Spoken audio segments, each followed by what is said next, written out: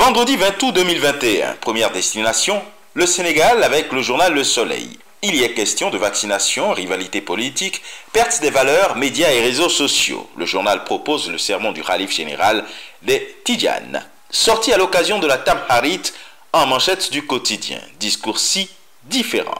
Serigne Mbaye Sy Mansour dit qu'il faut taire toutes les spéculations autour du vaccin anti-Covid-19 et quant à Serigne Moustapha Sy, il annonce une coalition pure PASTEF, Tahaou, PDS et prévient Macky contre un troisième mandat. Réseaux sociaux insultent à l'Assemblée le sermon de Serigne Babacar Sy, proposé également par Walf Quotidien. La fatwa de Serigne Babacar, c'est ce qu'on lit en manchette du journal Le Sud Quotidien, mais cette fois-ci concernant la représentation parlementaire. En Côte d'Ivoire, l'avenir s'intéresse au présidentiel de 2025 en disant que bilan indique la sortie à Bédier. À 75 ans, on ne fait plus partie de la classe dirigeante, dit-il. De la Guinée en Côte d'Ivoire, Ebola, des cas dans la nature, interroge le Nouveau Réveil, alors qu'avec Fraternité Matin, il est question de la lutte contre la même maladie. Le dispositif sécuritaire et sanitaire renforcé aux frontières pour prévenir le virus Ebola.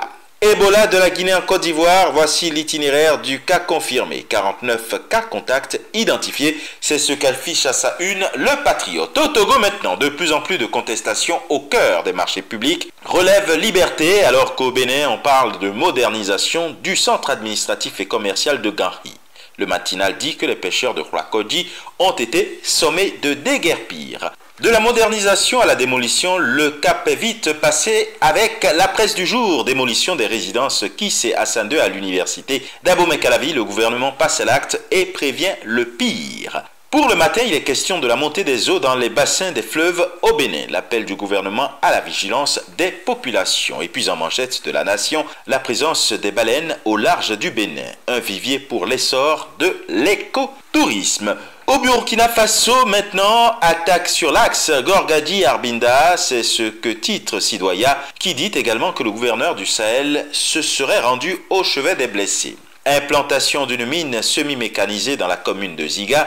Refus catégorique des populations de Radgo et Mougny, c'est ce qu'on lit en manchette du journal Le Quotidien, l'information pour tous. C'est maintenant, l'Express du Faso s'intéresse à la crise sécuritaire en disant « Nous pouvons vaincre le terrorisme ». Le Cameroun à présent avec Info Matin, l'administration publique. En manchette, Cyrus Ngo et l'habitude du faux, c'est ce qu'on lit dans la livraison de ce 20 août. Comment en 1996, l'ancien président national des jeunes de la NDP avait définitivement été mis à l'ENAM sans avoir préalablement été admissible. Entre magie, sorcellerie au réseau, le journal Le Quotidien propose à la lecture un décryptage et l'œil du Sahel d'emmener ses lecteurs du côté de l'extrême nord où le journal a vu que 453 personnes seraient décédées du paludisme en 6 mois. Hépatite virale, transe de vie.